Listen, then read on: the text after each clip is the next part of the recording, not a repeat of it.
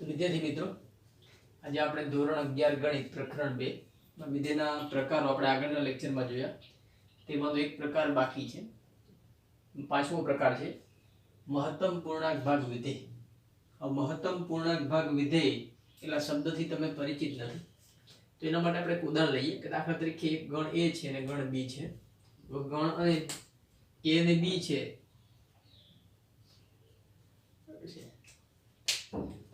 હવે a ની અંદર a -3 -2.5 -1 0 1.1 2.1 અને 3 એટલા ઘટકો આપેલા છે. સામે b ની અંદર 7 ઘટકો આપેલા છે. હવે ગણ a નો -3 અને -2.5 એ -3 સાથે જોડાયેલો છે, -1 સાથે, 0 0 સાથે, 1.1 1 સાથે, 2.1 2 સાથે અને 3 છે એ 3 સાથે જોડાયેલો છે.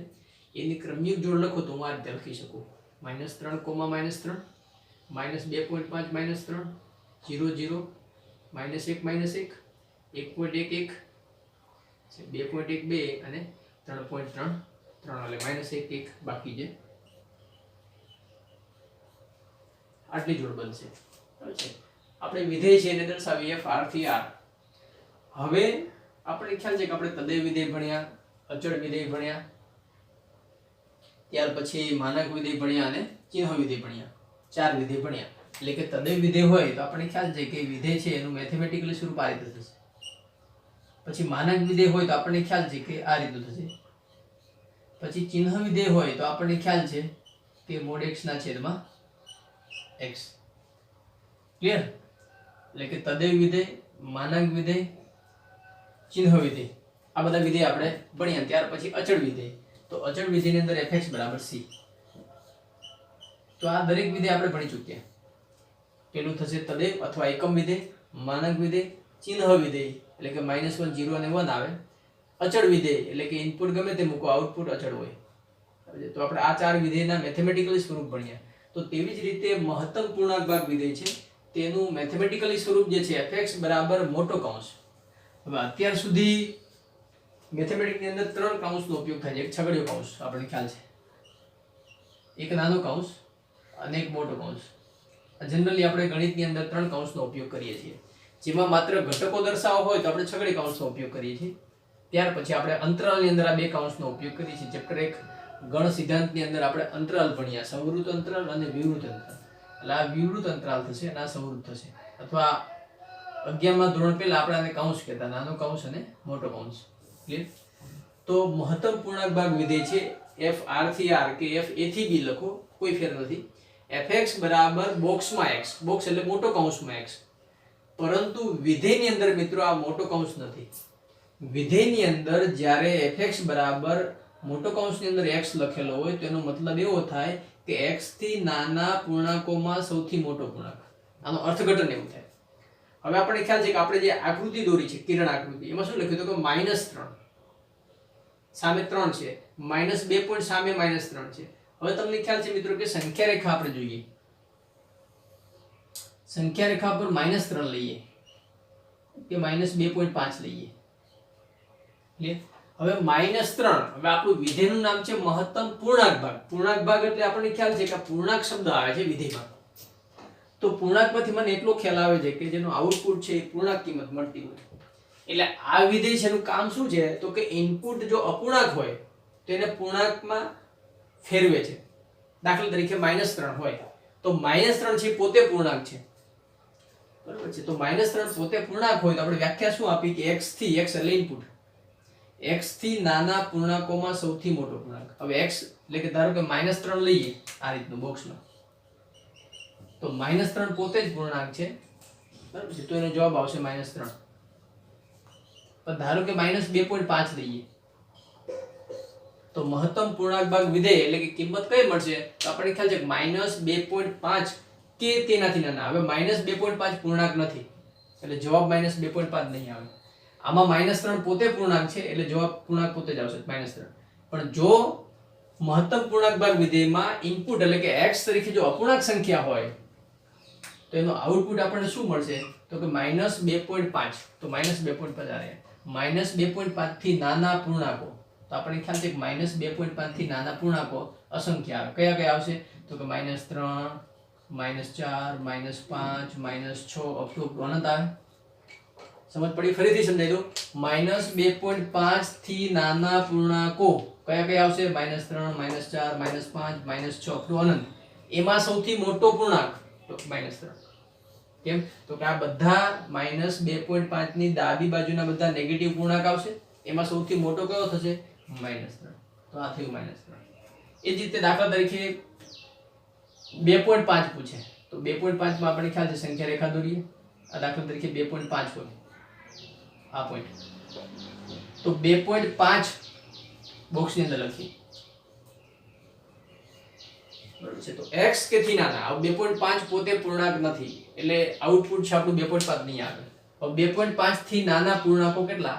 તો કે આપણે સંખ્યા રેખા પર લખીએ. 2.5 થી નાના 2 આવશે, 1 આવશે, 0 આવશે, -1 આવશે. એટલે કે 2.5 થી નાના પૂર્ણાંકો અસંખ્ય મળે. કયા કયા? 2 1 0 -1 -2 -3 અપ ટુ ∞. પરંતુ તેમાં સૌથી મોટો કયો? તો કે 2. એટલે આનો જવાબ આવશે 2. ક્લિયર? એ જ રીતે દાખલા તરીકે તમને પૂછ્યું 0.5 તો 0.5 પોતે પૂર્ણાંક નથી એટલે એને પૂર્ણાંકમાં ફેરવવું હોય તો મહત્તમ પૂર્ણાંક ભાગ વિધેય શું કહે છે કે 0.5. તો 0.5 એટલે આપણને ખ્યાલ છે કે 0 અને 1 ની વચ્ચે આવશે.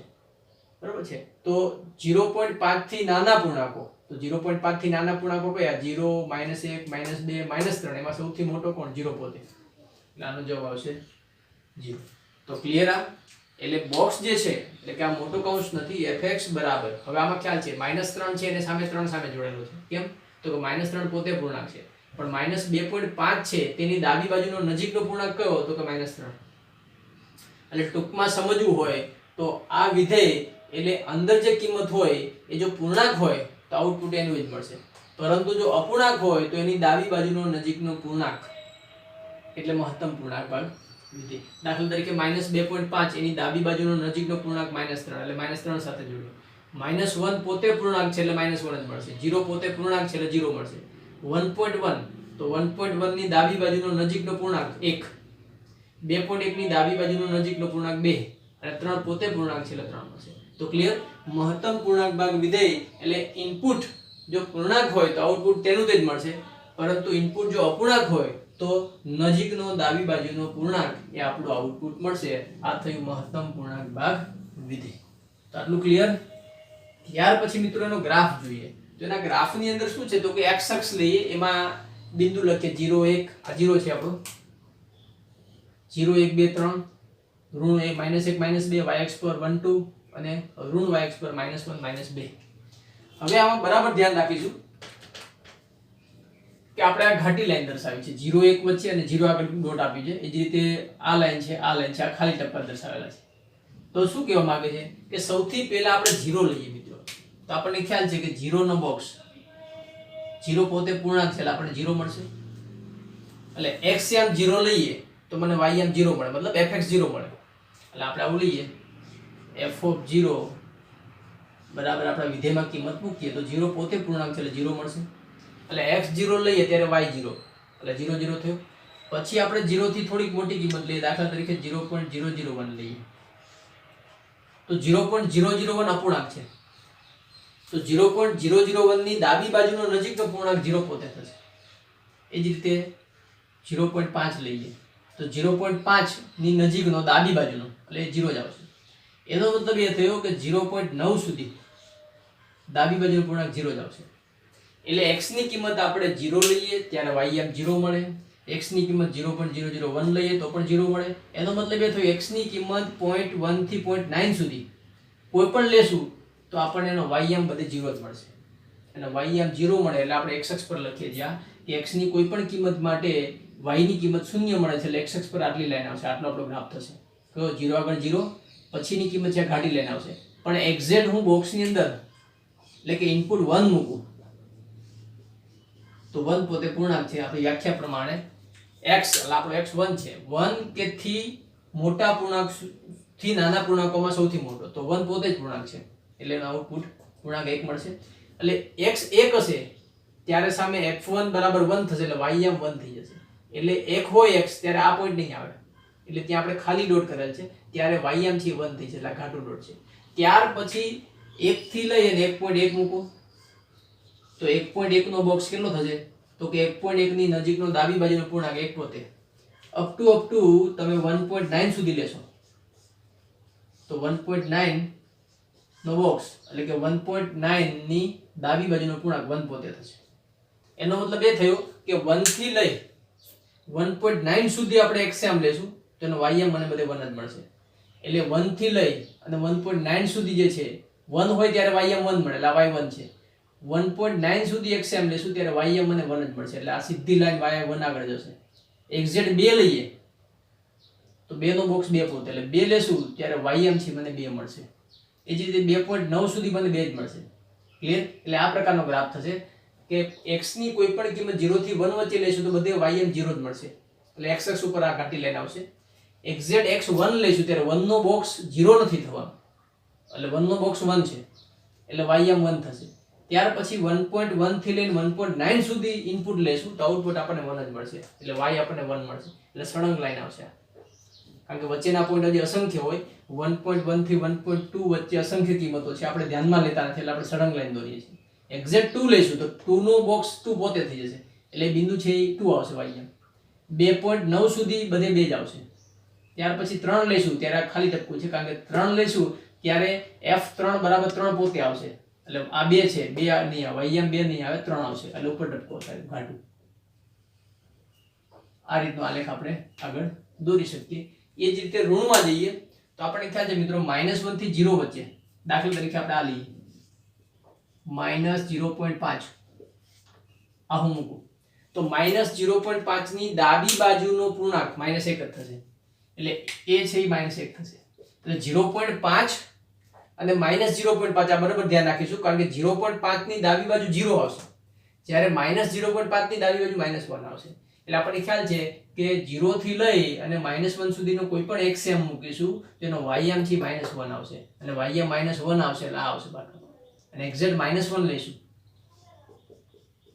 ત્યારે -1 આવશે એટલે -1 આવશે એટલે 0 નહીં આવે જ્યારે ધન કિંમતની અંદર 0 આવશે એટલે આ ઘાટી લાઈન x અક્ષ ઉપર આવશે આ y બરાબર 1 ઉપર આવશે આટલું એક્ઝેક્ટ 0 લઈએ ત્યારે -1 નથી મળતો એટલે ખાલી આવશે ત્યાર પછી -1 લઈએ ત્યારે -1 પણ -1 થી ડાબી બાજુ ધારો કે -1.1 લઈએ તો -1.1 ની ડાબી બાજુનો નજીકનો પૂર્ણાંક -2 થાય એટલે આ થશે દાખલા તરીકે x ની કિંમત -1.1 અહીં આવશે ત્યારે ym કેટલો મળશે -2 એ જ રીતે x ની કિંમત 1.2 લઈએ માઈનસ તો પણ ym કેટલો મળે 2 x ની કિંમત -1.3 લઈએ તો ym 2 x ની કિંમત 1.4 લઈએ માઈનસ તો ym 2 અને x ની કિંમત -2 લઈએ તો -2 નો બોક્સ -2 એટલે ઘાટો આવશે પણ આ ખાલી ટપકો આવશે કેમ તો કે x ની કિંમત -1 લઈએ ત્યારે ym -1 મળે છે ym 2 નથી મળતું આ 2 છે અને આ -1 છે ક્લિયર એટલે આ પ્રકારનો સ્ટેપ આકારનો ગ્રાફ થશે ડાબી બાજુ છે એ બધા ભરેલા ડોટ આવશે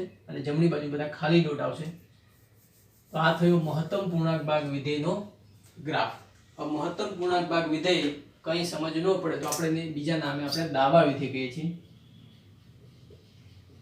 આપણી ભાષામાં તો દાબા વિધેય નો મતલબ કે fx બરાબર બોક્સ x અંદર જે ઇનપુટ જે આપેલું હોય જો પૂર્ણાંક હોય તેનો આઉટપુટ પૂર્ણાંક જ મળશે પણ ઇનપુટ અપૂર્ણાંક હોય તો ડાબી બાજુનો નજીકનો પૂર્ણાંક એ થયું મહત્તમ પૂર્ણાંક ભાગ વિધેય દાખલા તરીકે -2.5 અપૂર્ણાંક છે તો એની આઉટપુટ શું મળશે ડાબી બાજુનો નજીકનો પૂર્ણાંક તો -2.5 ની ડાબી બાજુનો નજીકનો પૂર્ણાંક એટલે -3 તો આ થયો મહત્તમ પૂર્ણાંક ભાગ વિધેય ત્યાર પછી મિત્રો વિધેયનો પ્રદેશ વિધેયનો પ્રદેશ એટલે આપણને ખ્યાલ છે કે આપણે સંબંધનો પ્રદેશ ભણ્યા કે સંબંધની અંદર કોઈ પણ ક્રમિક જોડ આપેલી હોય તો ક્રમિક જોડનો પહેલો ઘટક છે એને આપણે સંબંધનો પ્રદેશ કહેતા બરાબર છે દાખલા તરીકે f a થી b વિધેય હોય તો ગણ a છે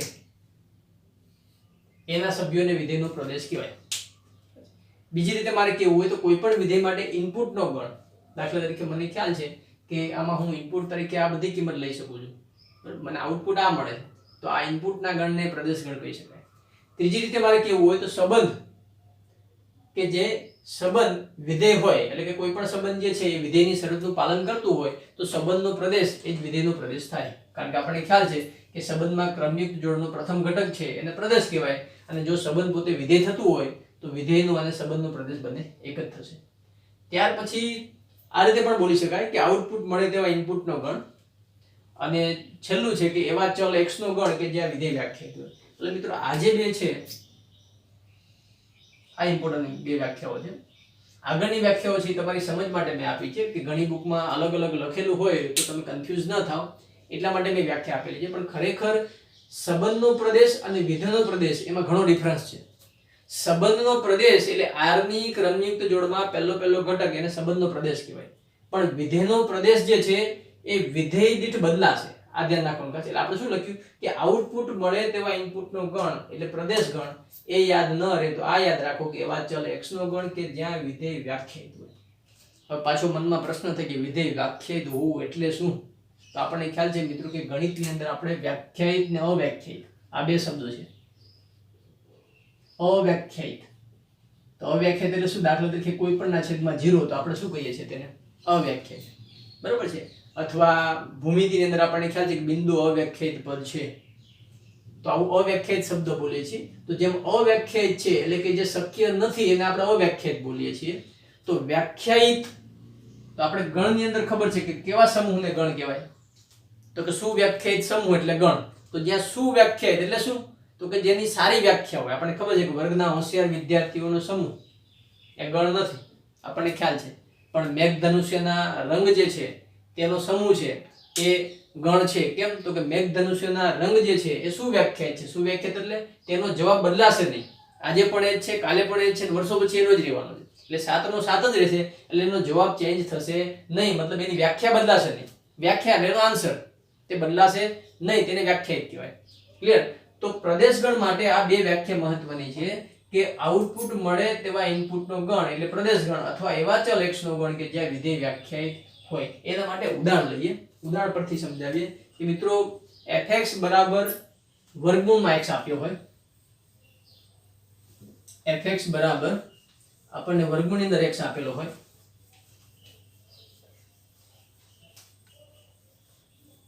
આ આપણું વિધેય છે. માની લઈએ કે fx બરાબર વર્ગમૂળમાં x વિધેય છે તો તેનો પ્રદેશગણ શોધો. એટલે હવે સંબંધમાં શું થતું કે આપણને ક્રમયુક્ત જોડ આપેલી હોય અને ક્રમયુક્ત જોડ પછી એવું પૂછે કે સંબંધનો પ્રદેશ શોધો તો આપણે શું કરવાનું છે? બુદ્ધિ વાપરવાની નથી. ડાયરેક્ટ ક્રમયુક્ત જોડનો પહેલો ઘટક લખી દેવાનો. પણ વિધેયની અંદર એવું નથી મિત્રો. વિધેયની અંદર ક્રમયુક્ત જોડ ક્યારે આપશે? તો જ્યારે એવું પૂછે કે આપેલો સંબંધ વિધેય છે કે નહીં ત્યારે જ ક્રમયુક્ત જોડ આવશે. બાકી વિધેયમાં ક્યારેય ક્રમયુક્ત જોડ નહીં આવે. આટલું ધ્યાન રાખજો. વિધેયમાં માત્ર તમને વિધેય આપી દેશે અને પછી એવો પ્રશ્ન પૂછશે પ્રદેશગણ શોધો. તો પ્રદેશગણની વ્યાખ્યા આપણા મનમાં ક્લિયર હોવી જોઈએ. આ વ્યાખ્યા યાદ રાખજો કે કોઈ પણ વિધેય આપેલું હોય તેના પરથી મારે પ્રદેશ શોધવાનો હોય તો આ એક જ વ્યાખ્યા યાદ કરવાની અથવા બીજી વ્યાખ્યા. આની કોઈ જરૂર નથી. આ માત્ર તમારી સમજ માટે છે કે આઉટપુટ મળે તેવો ઇનપુટ. હવે આઉટપુટ એટલે દાખલા તરીકે fx બરાબર વર્ગમૂળમાં x આપે છે. તો મને ખ્યાલ છે કે વર્ગમૂળ છે અને એ વિધેય છે. કેમ? તો કે વર્ગમૂળ છે. દાખલા તરીકે મેં અગાઉના લેક્ચરમાં કીધેલું કે હું તમને આ સિમ્બોલ આપું અને પછી એવું પૂછું કે આનો જવાબ શું આવે તો તમે એવું કહેશો કે આનો જવાબ શક્ય નથી. આનો જવાબ શક્ય નથી. પણ હું આવું લખું તો તમે એવું કહેશો 2. ક્લિયર? એટલે વર્ગમૂળ જે છે એ કોના પર ક્રિયા કરે છે? 4 પર. જેથી કરીને મને આઉટપુટ 2 મળે છે. એટલે ઇનપુટ 4 છે અને આઉટપુટ 2 છે. આપણે આ ઇનપુટ આઉટપુટની વાત કરી છે. એટલે ફંક્શન એટલે ક્રિયા કરવી. તમને અગાઉ પણ સમજાવ્યું હતું. જ્યુસરનું ઉદાહરણ આપ્યું હતું. એટલે કે ઓરેન્જ પર અથવા પાઇનેપલ પર ક્રિયા થાય છે અને એના કારણે આઉટપુટ મને જ્યુસ મળે છે. તો આમાં પણ 4 ઉપર ક્રિયા કરનાર કોણ છે? વર્ગમૂળ. એ જ રીતે દાખલા તરીકે મેં અગાઉ ઉદાહરણ આપ્યું હતું sin. હું એવું પૂછું કે sin ની કિંમત કેટલી? તો તમે એવું કહેશો કે sin ની કોઈ કિંમત મળે નહીં. પણ હું 45 ડિગ્રી પર sin એપ્લાય કરું તો મને 1/√2 મળે. તો આ જે 45 છે એને કહેવાય ઇનપુટ. 1/√2 છે તેને કહેવાય આઉટપુટ. અને જે sin છે તેને કહેવાય વિધેય અથવા ફંક્શન. ક્લિયર? એ જ રીતે આપણો લોગેરિધમ છે. log દાખલા તરીકે log 2 18 માં 10 બરાબર 0.3010 આટલો જવાબ મળશે. તમે log ટેબલમાં જોશો તો. ક્લિયર? તો 2 છે એને કહેવાય ઇનપુટ.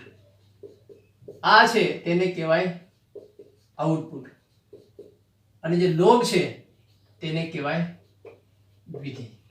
તો ક્લિયર? એટલે આપણે આવા વિધેય ભણવાના છે. સંબંધની અંદર ઘણા એવા ઉદાહરણ ભણ્યા, પણ સંબંધ અને વિધેય, ભલે સંબંધ અમુક શરતનું પાલન કરે તો એને વિધેય કહેવાય, પણ વિધેયની અંદર પ્રદેશગણ છે ઇમ્પોર્ટન્ટ છે. એટલે ખાસ ધ્યાનથી સાંભળીશું કે આપણે વ્યવહારમાં, એટલે કે ગાણિતિક રીતે લોગ છે, વર્ગમૂળ છે, સાઇન છે, કોસ છે, આ બધા વિધેય છે, અને એમાં કંઈક ઇનપુટ આપીએ તો મને આઉટપુટ મળે છે. પણ દાખલા તરીકે મને ખ્યાલ છે કે આ વર્ગમૂળ નામનું વિધેય છે, મેં 4 મૂક્યા તો આઉટપુટ મને 2 મળ્યું. જો હું -4 મૂકું તો કોણ કહેશે કે -4 નું વર્ગમૂળ કેટલું થાય? તો આપણને ખ્યાલ છે મિત્રો કે -4 ઋણ સંખ્યા છે, અને ઋણ સંખ્યાનું વર્ગમૂળ મળે નહીં, એટલે વાસ્તવિક સંખ્યા ન મળે. આગળ વર્ગમૂળ તો મળશે જ નેગેટિવનું, આપણે આગળનું ચેપ્ટર ભણીશું, ચેપ્ટર નંબર 5 સંકર સંખ્યા. પણ હાલમાં આપણને ખ્યાલ છે કે આપણો છેલ્લો સંખ્યાગણ વાસ્તવિક સંખ્યાગણ છે, એટલે ઋણ સંખ્યાનું વર્ગમૂળ મળશે નહીં. તમે કેલ્ક્યુલેટરમાં ઋણ સંખ્યાનું વર્ગમૂળ શોધશો તો એરર બતાવશે. એનો મતલબ કે આપણું કેલ્ક્યુલેટર છે એ શાના પર બનેલું છે? વાસ્તવિક સંખ્યા પર. સાદું કેલ્ક્યુલેટર, સાયન્ટિફિક કેલ્ક્યુલેટર છે એ કોમ્પ્લેક્સ નંબર પર બનેલું છે, પણ આપણું સાદું કેલ્ક્યુલેટર છે એમાં માઇનસનું વર્ગમૂળ તમે એન્ટર કરશો તો એ એરર બતાવશે. સિન્ટેક્સ એરર એવું લખેલું આવે છે. એનો મતલબ કે -4 છે એનું વર્ગમૂળ વાસ્તવિક સંખ્યા નથી. તો હવે આપણે આના પર જઈએ કે કોઈ પણ સંખ્યાનું વર્ગમૂળ મારે મેળવવું હોય તો એ સંખ્યા કેવી ન હોવી જોઈએ? ઋણ. એનો મતલબ એ છે કે જો ઋણ સંખ્યા આપણે ઇનપુટ તરીકે આપીશું તો મને આઉટપુટ મળશે નહીં. તો આપણે શું શબ્દ લખ્યો કે આઉટપુટ મળે તેવું ઇનપુટ. તો એનો મતલબ એ થયો કે જ્યારે મારા વિધેય તરીકે વર્ગમૂળ હોય, બરાબર ધ્યાનથી સાંભળીશું, જ્યારે મારા વિધેય તરીકે એટલે કે વર્ગમૂળ વિધેય હોય, f ની જગ્યાએ હું વર્ગમૂળ લખું. f આપણો વ્યાપક સિમ્બોલ છે, બધાને ખ્યાલ છે. f ની જગ્યાએ એટલે ફંક્શન કોઈ પણ આવી શકે. આમાં f ની જગ્યાએ આપણે વર્ગમૂળ લીધું છે, તો વર્ગમૂળ હું લઉં ત્યારે a થી b લખું આવું f ની જગ્યાએ. તો a છે એ મારો પ્રદેશગણ થશે સાંકેતિક રીતે, પણ એમાં કેવા સભ્યો આવશે? તો મને ખ્યાલ છે કે વિધેય મારું કયું છે? તો કે વર્ગમૂળ. વર્ગમૂળમાં કેવું ઇનપુટ ન હોવું જોઈએ? તો કે ઋણ. જો ઋણ ઇનપુટ હશે તો મને આઉટપુટ મળશે નહીં. તો એનો મતલબ એ થયો કે a છે એ બિલોંગ્સ ટુ કેમાં હોવો જોઈએ? r plus. r પ્લસ એટલે ધન વાસ્તવિક સંખ્યા અને 0. તો કે આપણો a છે એ બરાબર લખી દઈએ તો વાંધો નહીં. a બરાબર r પ્લસ યુનિયન 0, અથવા મારે લખવું હોય કે a બરાબર 0 થી ઇન્ફિનિટી. જો હું વર્ગમૂળ નામનું વિધેય હોય ત્યારે પ્રદેશ તરીકે હું 0 થી ઇન્ફિનિટી, અંતરાલ આપણે ભણ્યા છે, 0 થી ઇન્ફિનિટી મતલબ 0 અને તેનાથી ધન બધી સંખ્યાઓ, અને જો મારા ઇનપુટ તરીકે હું ધન અને 0 લઉં તો મને આઉટપુટ મળે. માટે આપણે શબ્દ લખ્યો છે કે આઉટપુટ મળે તેવા ઇનપુટ નો ગણ. એટલે અત્યાર સુધી શું કરતા કે સંબંધની અંદર આપણે ઇનપુટ પહેલા લખતા પછી આઉટપુટ મળતું. જ્યારે વિધેયમાં શું કરવાનું છે? વિધેયનો પ્રદેશ શોધવા માટે આપણે જોવાનું કે ભાઈ ઇનપુટ આપું તો મને આઉટપુટ મળશે. જો આઉટપુટ મળે તો એ ઇનપુટના ગણને આપણે પ્રદેશ ગણ કહીએ છીએ. એટલે વિધેયની અંદર પ્રદેશ ગણની વ્યાખ્યા આઉટપુટ ઉપર ડિપેન્ડ છે. આઉટપુટ પોસિબલ છે. દાખલા તરીકે મેં જ્યુસરનું કીધેલું હતું મિત્રો કે જ્યુસર જે છે, બરાબર છે, તો જ્યુસરની અંદર આપણે કહે છે કે નાનું જ્યુસર સાદું આવે છે કે જેમાં માત્ર પાઇનેપલ, ઓરેન્જ એ જ નીકળી શકે. પણ અમુક નાના જે પ્લાસ્ટિકના જ્યુસર આવે છે તેમાં આપણે પાઇનેપલ નાખીએ તો આપણને ખ્યાલ છે કે જ્યુસર તૂટી જાય, બરાબર છે. અમુક હાર્ડ વસ્તુઓ જે છે, સોફ્ટ વસ્તુઓ છે, એ પ્લાસ્ટિકના જ્યુસર માટે જ્યુસ આઉટપુટ આપશે. પરંતુ હું જે પ્લાસ્ટિકનું નાનું જ્યુસર આવે છે તેમાં પાઇનેપલનું જ્યુસ કાઢું તો જ્યુસરની પરિસ્થિતિ શું થાય? તો કે તૂટી જાય, આઉટપુટ મને મળે નહીં, અથવા એટલું બધું પ્રેસ આપી શકશે નહીં કે જેથી કરીને પાઇનેપલનું જ્યુસ નીકળે.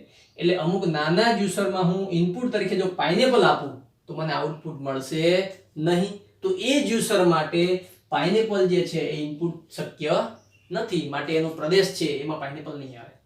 ક્લિયર? તે જ રીતે આપણે સામાન્ય ઉદાહરણ લઈએ વ્યવહારિક, કે કૂતરું હોય, કૂતરું આપણા શેરીનું.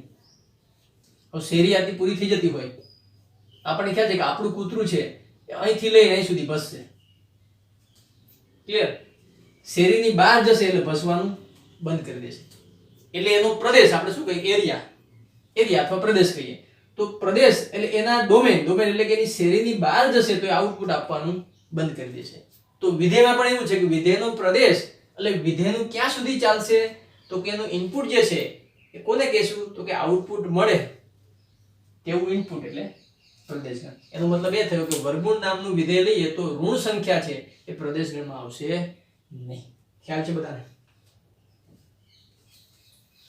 તો આપણે પ્રદેશ ગણની આ વ્યાખ્યા યાદ રાખીશું કે આઉટપુટ મળે તેવું ઇનપુટ અથવા x એવા ચલનો ગણ કે જ્યાં વિધેય વ્યાખ્યાયિત હોય, મતલબ આઉટપુટ મળતું હોય. એનું બીજું ઉદાહરણ લઈએ. દાખલા તરીકે આ રીતનું હોય fx બરાબર માનાંકમાં x નો પ્રદેશ લખો, આવું પૂછે. હવે પાછું આપણું પ્રદેશની વ્યાખ્યા શું તો કે આઉટપુટ મળતો હોય તેવો x. આપણને ખ્યાલ છે કે આઉટપુટ એટલે આપણે માનાંકમાં x છે તો x તરીકે કોઈ પણ સંખ્યા લઈએ દુનિયાની, દાખલા તરીકે 5000 લઈએ તો 5000 નો માનાંક આપણને ખ્યાલ છે 5000 મળશે. એ જ રીતે f તરીકે -∞ લઈએ તો -∞ નો માનાંક +∞ થશે. એનો મતલબ એ થયો કે જ્યારે માનાંક વિધેય હોય ત્યારે ઇનપુટ તરીકે તમે ગમે તે લો છો, કોઈ પણ સંખ્યાનું એટલે કોઈ પણ વાસ્તવિક સંખ્યાનું માનાંક શક્ય છે. એટલે કહી શકાય કે માનાંક વિધેય છે એનો પ્રદેશ ગણ વાસ્તવિક સંખ્યા પોતે થશે. કેમ તો કે માનાંક વિધેય છે એમાં ઇનપુટ તમે ગમે તે આપો તો આપણને આઉટપુટ મળશે, કારણ કે કોઈ પણ વાસ્તવિક સંખ્યાનું માનાંક શક્ય છે જ. એટલે આ થશે. જ્યારે વર્ગમૂળ અંદર શું લખ્યું હતું કે વર્ગમૂળ એવું છે કે જ્યાં ઋણ સંખ્યાનું વર્ગમૂળ વાસ્તવિક શક્ય નથી. એટલે વર્ગમૂળ નામનું વિધેય હોય ત્યારે એનો પ્રદેશ છે આપણે કીધું એમ કે પ્રદેશ a હોય તો a બરાબર ધન વાસ્તવિક સંખ્યા અને શૂન્ય ચાલે, કારણ કે શૂન્યનું વર્ગમૂળ શૂન્ય થાય. પણ ઋણ સંખ્યાનું વર્ગમૂળ શક્ય નથી એટલે આઉટપુટ પોસિબલ નથી, માટે એનો પ્રદેશ ગણ મર્યાદિત આવશે. જ્યારે માનાંક વિધેય હોય ત્યારે આ આવશે. એ જ રીતે દાખલા તરીકે સાઇન વિધેય લઈએ તો સાઇન ની અંદર r નો કોઈ પણ ખૂણો લઈ શકાય થીટા તરીકે તો આપણને આઉટપુટ મળશે. 10મા ધોરણમાં તમે માત્ર 0 થી 90 વચ્ચે જ ભણ્યા છો, પણ 11મા ધોરણની અંદર સાઇન જે છે એની કિંમત -1 થી 1 વચ્ચે મળશે અને કોઈ પણ ખૂણા આગળ મળશે. એટલે સાઇન નો પ્રદેશ પણ r થશે. ક્લિયર? તો આવા ઘણા બધા વિધેય છે. પછી આપણે લોગ આવશે. લોગ ટેબલ ની અંદર આપણો x છે એ પોઝિટિવ હોવો જોઈએ. તમે સાયન્ટિફિક ની અંદર x છે એ નેગેટિવ કરશો તો લોગ મળશે નહીં. એટલે લોગ ટેબલ છે એમાં પણ x જે છે એ પોઝિટિવ હોવો જોઈએ, ઉપરાંત 1 ન હોવો જોઈએ. આપણે લોગ ભણીશું ત્યારે ચર્ચા કરીશું, પણ અત્યારે એટલું જ યાદ રાખીએ કે આઉટપુટ મળે તેવો ઇનપુટનો ગણ એટલે પ્રદેશ ગણ અથવા એવા ચલ x નો ગણ કે જ્યાં વિધેય વ્યાખ્યાયિત હોવું એટલે વિધેય આઉટપુટ આપી શકે તેવું વિધેય. એવું ઇનપુટ કે જ્યાં વિધેય એટલે કે એવો x કે જ્યાં વિધેય વ્યાખ્યાયિત હોવું એટલે કે વિધેયનો કંઈક જવાબ મળે. પણ વર્ગમૂળ વિધેય હોય તો ઋણ સંખ્યા માટે વિધેયનો આન્સર મળશે નહીં, એટલે વિધેય વ્યાખ્યાયિત નથી ઋણ સંખ્યા માટે. એટલે આપણે શબ્દ વાપરીએ છીએ કે વિધેય વ્યાખ્યાયિત હોય એવો x એટલે પ્રદેશ ગણ. અને આ યાદ ન રહે તો આ સરળ છે કે આઉટપુટ મળે તો ઇનપુટનો ગણ એટલે પ્રદેશ ગણ.